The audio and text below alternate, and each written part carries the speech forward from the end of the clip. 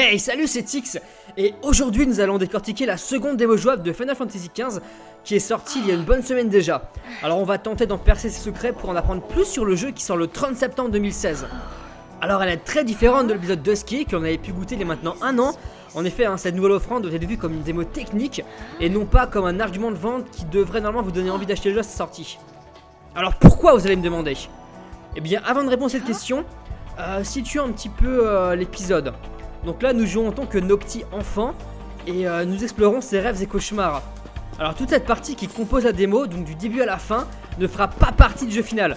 Elle est exclusive à cette Platinum démo, bien que les environnements et le design soient empruntés à ce qui sera le jeu dans sa version finale.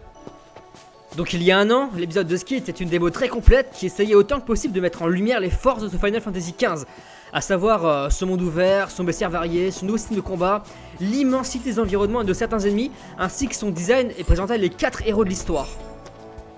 Ici, tout ça c'est oublié, et à la place nous avons un environnement très linéaire et peu d'ennemis. En effet, l'accent n'est absolument pas mis sur le gameplay, mais sur l'aspect technique du jeu, à savoir les sauts de lumière, le cycle jour-nuit, les conditions météorologiques changeantes, les effets de particules. Alors si certains aspects sont superbes dans leur rendu, l'ensemble trahit de véritables faiblesses. Donc la première et la plus grave, c'est le taux de rafraîchissement. Alors je suis allé un petit peu me renseigner et j'ai découvert que le jeu tournait à 30 fps maximum, mais que le taux n'est pas constant et qu'il peut descendre jusqu'à environ 22 fps. Alors sur PS4, même la résolution n'est pas constante, elle est progressive, et elle est aussi à peu près entre du 900p lors du combat contre le boss final et du véritable 1080p lorsque peu d'éléments sont affichés à l'écran, comme par exemple dans le couloir à la fin du 3ème acte du rêve. Alors quand une démo censée faire l'apologie de sa technique n'arrive pas à avoir un taux de FPS constant, c'est quand même le comble et ça fait un peu peur pour le jeu final. Alors il faut savoir que le jeu entame là sa 10ème année de développement, qu'il a été annoncé en 2006 et qu'au départ il s'appelait Final Fantasy Versus 13 et qu'il a été développé à la fois sur PS3 puis sur PS4 après. Alors toutefois, moi je trouve le jeu joli et même si les textures ne sont pas folles, l'éclairage et les jeux de lumière sont vraiment réussis et ils parviennent à rendre les environnements crédibles, voire même vivants parfois. Alors c'est pareil pour les effets de particules, lorsque vous utilisez différents sorts disponibles, ça pète, c'est plein de couleurs, ça envahit l'écran, c'est plutôt réussi. Pareil pour les différentes conditions météorologiques qui sont plutôt bien rendues, bien que seulement 3 étaient disponibles dans cette démo, donc le beau temps, le temps nuageux, le temps pluvieux. Pour le cycle jour-nuit, ça promet de magnifiques panoramas de crépuscule et d'aube, très carte postale. Après tout, vu que le jeu est très coloré, autant en profiter. Alors touchons le tendon d'Achille de cette démo, c'est le gameplay, parce qu'il n'y a pas grand chose à se mettre sous la dent malheureusement. On dirige Noctis enfant alors qu'il rêve au travers de 4 environnements différents qui sont la forêt, une salle à manger, une jolie ville et la citadelle. Donc l'objectif est double. À la fois réussir à voir la fin du rêve pour se réveiller et aussi ramasser des petits cristaux jaunes qui flottent au gré des niveaux afin d'activer des sortes de plaques au sol qui possèdent plusieurs attributs. Donc certaines font avancer le temps, d'autres changent la météo, d'autres vous donnent de nouvelles armes, font apparaître des monstres ou des invocations, etc. Il y en a même certaines qui vous transforment en véhicule. Donc c'est une idée rigolote pour tester la conduite. Donc cette conduite qui sera omniprésente dans le jeu. Et qu'en est-il? Je la trouve assez bizarre. Pour moi c'est lent, c'est pas très intéressant. Et les collisions sont très mal gérées. Voilà. Sinon on a aussi appris que dans le jeu on pourra se déplacer à bateau. Et que la voiture elle peut se transformer en véhicule volant. Ça c'est cool.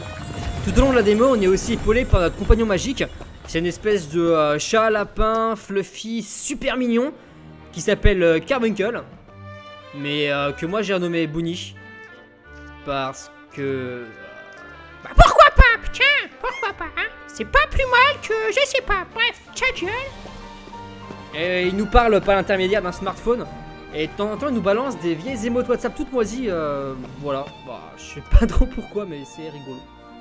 Alors le système de combat quant à lui a été simplifié pour cette démo et ça va rendre davantage un genre de beat'em all plutôt qu'à du JRPG. Vous tapez avec rond, esquiver avec carré et c'est tout, voilà.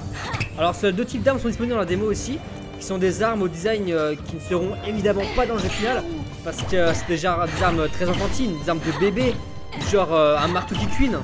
Donc voilà, c'est un peu d'humour, ça fait pas de mal et ça tue personne, voilà. Donc au niveau de ces armes, c'est plus des types d'armes. Donc on a l'épée qui frappe vite mais qui fait peu de dégâts.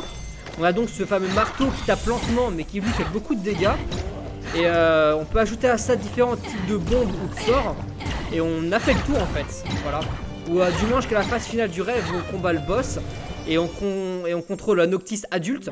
Et là on a accès à davantage de mouvements dans un combat de boss qui est finalement assez coriace. Alors coriace peut-être, mais j'ai aussi trouvé ce combat très approximatif. Mais faut dire que j'ai eu du mal à correctement utiliser les différents pouvoirs en possession comme le warp. Il y a la limit break qu'on appelle Harminger. Ou rien que l'esquive. En fait j'ai très mal joué et puis je me suis rendu compte en parcourant YouTube. J'ai trouvé des vidéos d'un mec qui gère tous les mouvements, il gère toutes les attaques.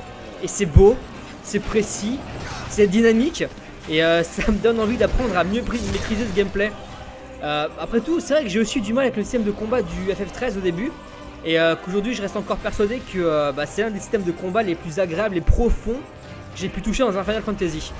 Donc on va laisser le temps au temps comme on dit. Et j'attends de voir le jeu final et de le maîtriser pour me permettre de juger vraiment ce système de combat.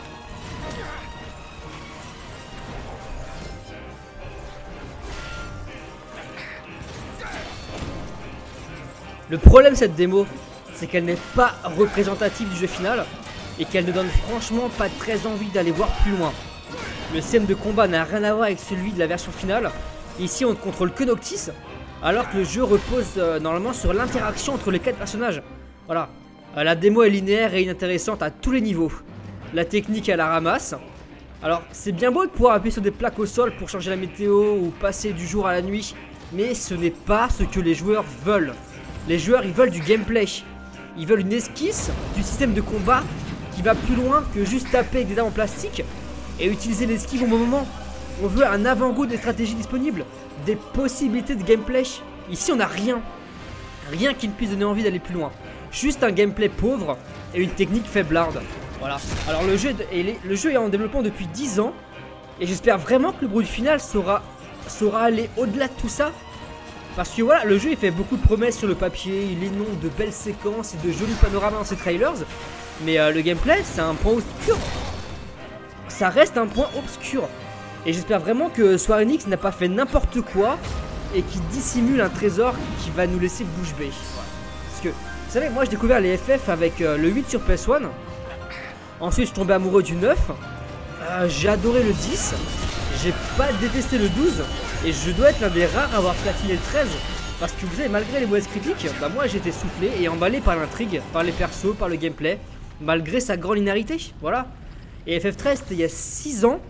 FF15 il sort le 30 septembre. Alors j'espère vraiment que le jeu sera à la hauteur.